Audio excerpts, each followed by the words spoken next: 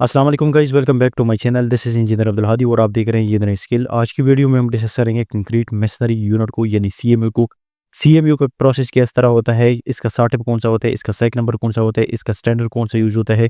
हम आज इस वीडियो में डिस्कस करेंगे टाइप ऑफ सीएमयू हमारे पास कौन से होते हैं।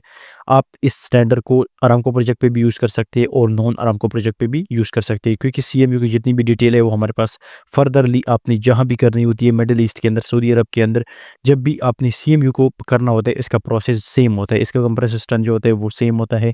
इसकी कंप्लीट डिटेल हम आज इस वीडियो में डिस्कस करेंगे। स्टार्ट करते हैं अपने आज की इस वीडियो को।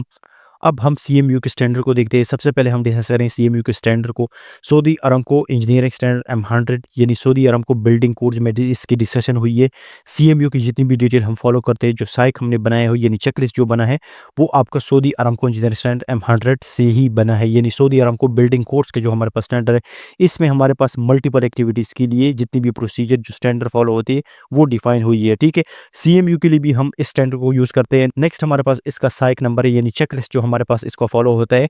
यानी इसको चेक हम किस तरह करते हैं। चेकलिस्ट क्या होता है? किसी एक्टिविटी को चेक करने का प्रोसीजर। जो चेकलिस्ट हमारा बना हुआ है वो भी हमारा Saudi Aramco engineering standard M100 से ही बना है। ठीक है, सबसे पहले हमारे पास जो चेकलिस्ट फॉलो होता है Saudi Aramco inspection checklist M1006 follow होता है। नेक्स्ट हमारे पास है Saudi Aramco inspection checklist M1008 जो हमारे पास सरफेस प्रिपरेशन या लेआउट मार्किंग के लिए डिफाइन हुआ है। इस पे इसकी डिटेल डिफाइन हुई, यानी जब भी आपने सीएमयू को स्टार्ट करना होता है इसका लेआउट, इसके सरफेस किस तरह होती है, ये हमारे पास होल्ड पॉइंट एक्टिविटी हो सकती है, विटनेस पॉइंट हो सकती है, वो आपको इसके अंदर, इसकी साटिप के अंदर या आईटीपी के अंदर डिफाइन हुई होगी। ठीक है, इसका हमारे पास जो सरफेस प्रिपरेशन के लिए साइक यूज होता है Saudi Aramco inspection checklist M108 use होता है, और Saudi Aramco inspection checklist M1009 यानी प्लास्टर जब आप फिनिशिंग वर्क इसके करते हो उसमें हमारे पास कंक्रीट मेसनरी यूनिट की डिटेल प्लास्टर की, यानी सीएमयू को जब आप प्लास्टर करते हो तो ये चेकलिस्ट आपने फॉलो करना होता है। यानी Saudi Aramco inspection checklist M109 को आपने फॉलो करना है। अब हम फर्दर सीएमयू को डिटेल से डिस्कस करते हैं। इसका हमारे पास स्टैंडर्ड ASTM स्टैंडर्ड कौन सा यूज होता है और टाइप ऑफ हमारे पास यानी सीएमयू कौन सी यूज होती है।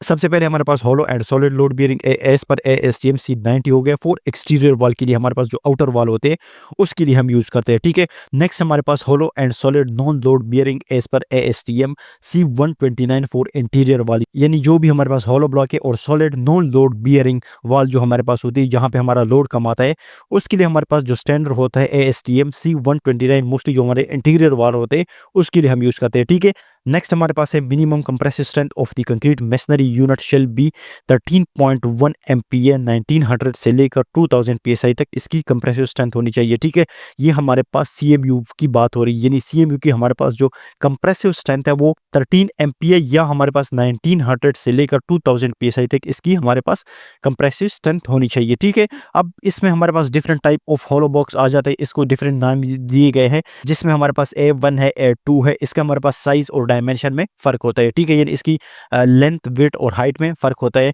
ये मैं आप लोगों के साथ शेयर करता हूँ, इसको आप फर्दर भी डिटेल से डिस्कस करते हैं। A4 है हमारे पास, A5 है, A6 है, A7 है, A8 है। ये डिफरेंट टाइप ऑफ हमारे पास होलो ब्लॉक सैंपल है, यानी ये डिफरेंट टाइप आपके होलो ब्लॉक सॉलिड में आ जाता है। यानी जो हमारे पास सीएमयू है होलो, जिसमें यानी होलो क्या कहते हैं, ये जो इसके अंदर स्पेस है इसको होलो कहा जाता है। ठीक है, नेक्स्ट हमारे पास है ये सॉलिड है। सॉलिड का मतलब है कि फुल आपका, यानी इसके अंदर कोई भी होल वगैरह नहीं होता, ये आपका सॉलिड होता है। सॉलिड हमारे पास मोस्टली जो होता है एक्सटीरियर वॉल के लिए हम यूज़ करते हैं। ठीक है, ये हमारे पास डिफरेंट टाइप ऑफ ब्लॉक्स होते हैं। एक हमारे पास होलो आ जाता है और एक हमारे पास सॉलिड हो जाता है। फिर होलो के अंदर, होलो ब्लॉक्स के अंदर आपका further different types of blocks use होते हैं, जिसकी डिफरेंट डायमेंशन हो सकती है, डिफरेंट इसका कंप्रेसिव स्ट्रेंथ हो सकता है। पॉसिबल है कि आप कंप्रेसिव स्ट्रेंथ भी इससे चेंज हो जाए। ठीक है, नेक्स्ट हमारे पास है होलो ब्लॉक के कुछ सैंपल यहाँ पे मैंने ऐड किए। होलो ब्लॉक्स जो हमारे पास है इसका डायमेंशन में यानी स्पेस वगैरह में इसमें डिफरेंट होगा। ये पिक्चर मैंने अटैच की, इससे आपको इजीली पता लग जाता है। नेक्स्ट हमारे पास है कंक्रीट ब्लॉक वेट, और इसका वेट जो है वो भी यहाँ पे मैंने डिफाइन किया हुआ है। ठीक है, इसको आप फर्दर डिटेल से वीडियो पॉज करके देख सकते हैं। ठीक है, इसका वेट जो है वो इतना होना चाहिए। यानी एग्जांपल होलो सेंटर ब्लॉक, इसमें हमारे पास इसका साइज जो है 4 inch x 8 inch x 16 inch इसका साइज हो गया हमारे पास।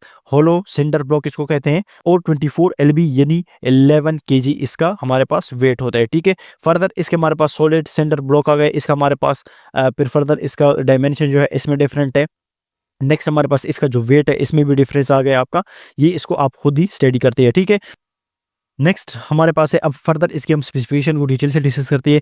The specify compressive strength of the mortar shell not be less then 1800 psi 12.4 MPa। इसका मतलब है कि हमारे पास जो CMU के अंदर हम मोटर यूज़ करते हैं, सीमेंट स्टैंड का मोटर हम जो यूज़ करते हैं, इसकी हमारे पास जो स्ट्रेंथ है वो 1800 psi तक होनी चाहिए, यानी 12.4 MPa इसकी हमारे पास स्ट्रेंथ होनी चाहिए। ठीक है, नेक्स्ट हमारे पास है, for grouted masonry the minimum compressive strength shell not B 2000 psi 13.79 MPa इसकी हमारे पास स्ट्रेंथ होनी चाहिए, यानी ग्राउटेड मेसनरी जब हम करते हैं उसकी हमारे पास कंप्रेसिव स्ट्रेंथ जो होती है वो 2000 psi तक होनी चाहिए। ठीक है, नेक्स्ट हमारे पास है, for CMU type 1 and type 5 cement shall be used as specified by the purchase order. इसका मतलब है कि CMU के लिए जो हम सीमेंट यूज करते हैं वो टाइप 1 और टाइप 5 होना चाहिए। ये हमारे पास OPC सीमेंट होते हैं और PPC हमारे पास जो सीमेंट होते हैं ये टाइप 1 है और टाइप 5 है, ये एज पर ASTM C150 आपका होना चाहिए। ठीक है, motor shall B type S and type M for masonry. Motor जो हम यूज़ करते हैं ये हमारे पास टाइप S, ये डिफरेंट टाइप ऑफ हमारे पास मोटर में आ जाते हैं, टाइप S आ जाता है, टाइप N आ जाता है, टाइप N,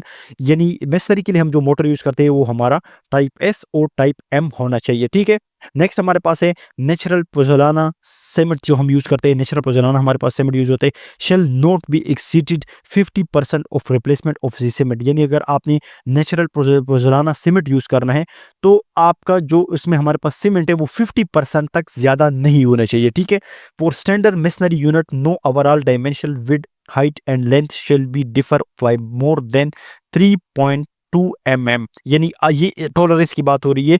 यानी आप जब भी डायमेंशन करते हैं, डायमेंशन टेस्ट करते हैं ब्लॉक का आप या CMU के या ब्रेक वर्क का, आप जब डायमेंशन चेक करते हैं तो 3.2 mm प्लस माइनस इसमें आपका टॉलरेंस है, यानी इसकी डायमेंशन ज़्यादा इससे नहीं होने चाहिए। ठीक है, यानी एग्जांपल आपकी 4 इंचेस है तो इसमें आपका जो 3.2 mm है वो आपका टॉलरेंस है। ठीक है, नेक्स्ट हमारे पास है dimension of moulded feature of masonry shell not B differ by more then 1.6 mm plus minus. इसका मतलब है कि जो हम मेसनरी के लिए मोल्ड यूज़ करते हैं, जिसके अंदर हम मेसनरी यूनिट को बनाते हैं, यानी CMU को हम जिस मोल्ड के अंदर बनाते हैं उसकी डायमेंशन की बात हो रही है कि उसके अंदर जो टॉलरेंस है वो हमारे पास 1.6 mm प्लस माइनस होना चाहिए, इससे ज़्यादा कम नहीं होने चाहिए। ठीक है, नेक्स्ट हमारे पास है the minimum size of longitudinal wire in masonry shall B MW7। The minimum size of cross wire in masonry shall B MW7। ये हम लॉन्गिट्यूडल वायर यूज़ करते हैं। सम टाइम हम मेसनरी के अंदर जब हम मेसनरी के वाल बनाते हैं उसके अंदर हम एक वायर यूज़ करते हैं, वो वायर हमारे पास MW7 होना चाहिए। अगर वो लॉन्गिट्यूडल वायर हो या क्रॉस वायर हो ये आपका MW7 होना चाहिए। ठीक है, ये टाइप ऑफ वायर मेश जो हम यूज़ करते हैं उसकी एक टाइप है हमारे पास।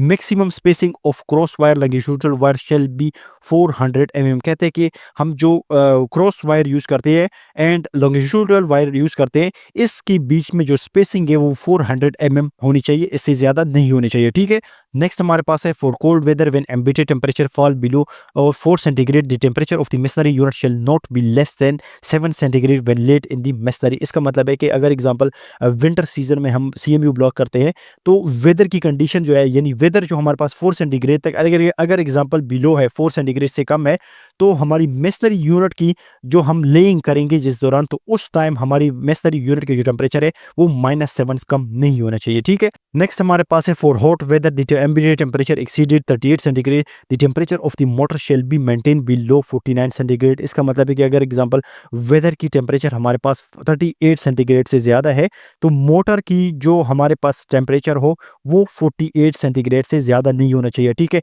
इसका मतलब सिंपल ये है कि मोटर के अंदर हम सीमेंट यूज़ करते हैं तो सीमेंट की जो टेम्परेचर होता है वो हमेशा हमारे पास हाई रहता है। तो इस चीज़ का आप लोगों ने ध्यान रखना है कि जब भी हमारी वेदर की कंडीशन जो है वो, यानी हमारी एग्जांपल सऊदी अरब के अंदर जो टेम्परेचर वो 50 प्लस चला जाता है, अगर एग्जांपल उस दौरान हम CMU करते हैं तो हमारे टेम्परेचर अगर एग्जांपल 38 से ज़्यादा है लेकिन हमारे जो मोटर हम प्लेस करते हैं उसका जो टेम्परेचर है वो 49 सेंटीग्रेड से ज़्यादा नहीं होना चाहिए। ठीक है, नेक्स्ट हमारे पास है motor shall B use with in 2 hour of initial mixing. इसका मतलब है कि जब भी आप मोटर बना लेते हो तो 2 आवर के अंदर आपने इसको यूज़ करना है। ठीक है, यानी मोटर को आपने 2 आवर के अंदर ही आपने इसको पूरा के पूरा यूज़ करना है। ठीक है, नेक्स्ट हमारे पास है when the mean daily temperature exceeds 38 centigrade और 32 centigrade with a wind velocity greater than 13 kilometre per hour, newly constructed masonry shall be fog spread until damp at least 3 times a day until the machinery in 3 days old। इसका मतलब है कि अगर example आपका जो daily temperature है वो 38 centigrade से ज़्यादा हो गया या 32 सेंटीग्रेड से ज़्यादा हो गया और आपकी जो विंड कंडीशन है यानी विंड की जो वेलोसिटी है वो 13 किलोमीटर पर हावर चल रही है, यानी जो आपकी हवा है वो 13 किलोमीटर पर हावर चल रही है, तो अगर एग्जांपल न्यूली कंस्ट्रक्टेड आप मिशनरी करोगे तो आप 3 डेज तक इसकी क्यूरिंग करोगे, यानी आप फोक स्प्रे इसके ऊपर करेंगे। ठीक है, नेक्स्ट हमारे पास है the bed and head joint shall be 9.5 mm in the thick expected at the foundation where the thickness shall not be less than 6.4 mm and not more than 19 mm। इसका मतलब है कि जब आप CMU स्टार्ट करते हैं, आपका bed हो गया और आपका जो हेड यानी आप CMU फिनिश कर लेते हैं, उसके ऊपर जो फिनिशिंग सरफेस लेयर होती है या आप स्टार्ट में जो एक लेयर प्रोवाइड करते हैं, वो आपका जो बेड होता है आपका वो 9.5 mm से ज़्यादा नहीं होनी चाहिए, यानी मैक्सिमम आपका 9.5 mm होना चाहिए। और थिकनेस यानी फाउंडेशन यानी स्टार्ट में जब आप बेड बनाते हैं वो आपका 6.4 mm से कम नहीं होनी चाहिए। ये आपकी मोटर की थिकनेस की बात हो रही है। जो आप मोटर की बेड बनाते हो, स्टार्ट में आप फर्स्ट ब्लॉक जो प्लेस करते हो, उसमें जब आप मोटर प्लेस करते हो वो उसकी थिकनेस हमारे पास 6.4 mm से कम नहीं होने चाहिए। ठीक है, नेक्स्ट हमारे पास है the minimum vertical reinforcement shall be 12 mm diameter bar at 1.2 metre spacing. इसका मतलब है कि हॉलो ब्लॉक के अंदर हम मोस्टली जो होते हैं रीइंफोर्समेंट बार यूज़ करते हैं, यानी वर्टिकल हम एक बार यूज़ करते हैं जिसकी हमारे पास मिनिमम जो हमारे पास डाया है वो 12 mm से कम नहीं होने चाहिए और 1.2 मीटर इसकी स्पेसिंग होनी चाहिए, यानी वह हर 1.2 मीटर के बाद आपने इस बार को देना होता है। ठीक है, नेक्स्ट हमारे पास है the minimum horizontal joint reinforcement shall B 2 longitudinal trust bar of 5 mm diameter place at 400 mm centre. इसका मतलब है कि हॉरिजॉन्टल जॉइंट जब आपका आ जाए तो रीइंफोर्समेंट बार हम यूज़ करते हैं इसके अंदर भी, तो 2 लॉन्गिट्यूडल ट्रस्ट बार हम इसके अंदर यूज़ करते हैं जिसका डाया हमारे पास 5 mm होता है और 400 mm इसकी हम सेंटर टू सेंटर स्पेसिंग रखेंगे। ठीक है, नेक्स्ट हमारे पास है vertical bar are place within the 50 mm of the required location of the length of the wall. इसका मतलब है कि सम टाइम हमारे पास कुछ जगहों पे रिक्वायर्ड होते हैं वर्टिकल बार, तो वो आपने 50 mm के अंदर प्लेस करना होता है, यानी जहाँ पे आपको रिक्वायर्ड है कुछ ऐसी एरियाज पे आ जाते हैं जहाँ हमें यानी ये रिक्वायर्ड जो होती है कि वर्टिकल बार आपने यहाँ पे प्लेस करनी होती है, तो वहाँ हम 50 mm यानी 2 इंच के अंदर आपने इसको प्लेस करना होता है। ठीक है, नेक्स्ट हमारे पास है element of masonry wall shall be with in 0.5 inches 12.7 mm for bearing wall and columns and 0.75 inches 19 mm for non bearing wall. इसका मतलब है कि अलाइनमेंट जो आप करते हैं यानी वॉल की जो अलाइनमेंट होती है जिसकी हम स्ट्रेटनेस चेक करते हैं उसकी टॉलरेंस आपकी बात हो रही है, यानी आपका 12.7 mm से ज़्यादा नहीं होनी चाहिए फॉर बियरिंग वॉल की, यानी वहाँ जहाँ आपका लोड आ रहा हो और आपका जहाँ पे लोड कम आ रहा हो वहाँ आपको 19 mm इसके लिए यानी टॉलरेंस आपको दी गई है। ठीक है, नेक्स्ट हमारे पास है levelness of the board bedding joint and the top of the wall shall be within 6.4 mm and 10 foot 3 metre के अंदर, यानी 10 फुट की अगर आपके पास वॉल है तो बेडिंग जॉइंट आपका है जो लेवल उसके अंदर आप चेक करते हैं बेडिंग जॉइंट के अंदर और टॉप ऑफ द वॉल के अंदर जब आपका वॉल कंप्लीट हो जाए उसकी बात हो रही है, तो आपका जो मिनिमम हमारे पास वहाँ टॉलरेंस है तो 6.4 mm आपका होना चाहिए और 10 फीट की अंदर की वॉल के अंदर, यानी अगर आपकी वॉल की हाइट 10 फीट है 3 मीटर है तो वहाँ पे आपको जो मिनिमम टॉलरेंस है वो 6.4 mm है और मैक्सिमम जो हमारे पास टॉलरेंस है वो 12.7 इसकी मैक्सिमम टॉलरेंस है। ठीक है, लेवलनेस है, ये लेवल की बात हो रही है यानी इसकी लेवल के अंदर। ठीक है, नेक्स्ट हमारे पास है plumbness of the masonry wall shall be 0.25 inches into 10 feet यानी 6.4 mm इन 3.05 मीटर, यानी जहाँ पे आपकी वॉल जो है वो 10 फीट है यानी 3 मीटर है, वहाँ पे आपकी जो प्लमनेस एरियाज है जिस तरह हमारे पास वॉशरूम्स आ गए या किचन एरिया आ गए जहाँ जहाँ पे आपका प्लम्बिंग वर्क है, वहाँ पे आपकी जो टॉलरेंस की बात हो रही है वहाँ आपकी यानी 6.4 mm से लेकर यानी 3 मीटर के अंदर टू यहाँ पे 20 फीट के अंदर यानी 9.5 mm तक आपकी होनी चाहिए और मैक्सिमम हमारे पास 0.5 इंचेस यानी 12.7 mm इसके अंदर हमारे पास टॉलरेंस होनी चाहिए जहाँ पे आपकी प्लम्बिंग वर्क आ गई। ठीक है, यानी मेसनरी वर्क के लिए आपका जो टॉलरेंस है वो आपकी यहाँ पे ये डिफाइन हुई है। ठीक है, sleep pipe conduct except the aluminium shall be embedded in the masonry unless effective coated to prevent aluminum concrete reaction. Protection shall be wrapping by suitable plastic pipe applied providing adequate protection at the overlap by the painting using in the APCS H001 and APCS 26। इसका मतलब है कि जहाँ पे आपकी sleeves आ गए, pipes आ गई, कंडूट आ गई, कुछ वॉल्स के अंदर हमारे पास इस तरह स्लीव्स होती है, पाइप्स होती है, पीवीसी पाइप आ जाती है, ईएमटी कंडूट आ जाते हैं, या वटेवर जो भी आपकी स्लीव के अंदर जो भी पाइप आ जाए, वो पाइप्स आपकी एम्बेडेड होनी चाहिए। जो भी आपका एम्बेडेड आ गया उसको आपने प्रॉपर तरह रैप करनी होती है, यानी आपकी प्लास्टिक शीट इसके ऊपर होनी चाहिए, ये आपका प्रॉपर कोटेड होना चाहिए एज पर इस स्टैंडर्ड की जो हम यहाँ पे डिफाइन किए APCS H001 एंड APCS 26 के मुताबिक ये हमारे पास कोटेड होनी चाहिए। ठीक है, तो ये थी हमारे पास कंक्रीट मेसनरी यूनिट की डिटेल, इसकी कंप्लीट डिटेल मैंने आप लोगों के साथ शेयर की। मोस्टली आपको इसका स्टैंडर्ड का पता होना चाहिए, इसका प्रोसेस का पता होना चाहिए, इसकी स्ट्रेंथ का पता होना चाहिए, टाइप ऑफ हमारे पास जो ब्लॉक्स है, सॉलिड ब्लॉक है, फिर हमारे पास जो हॉलो ब्लॉक आ गए, फिर हॉलो ब्लॉक के अंदर फर्दर इसकी डिफरेंट टाइप ऑफ ब्लॉक आ जाए। तो होप आपको वीडियो पसंद आई होगी। तो इसमें किसी भी रिलेटेड क्वेश्चन है तो आप कमेंट सेक्शन में पूछ सकते हैं। Thank you.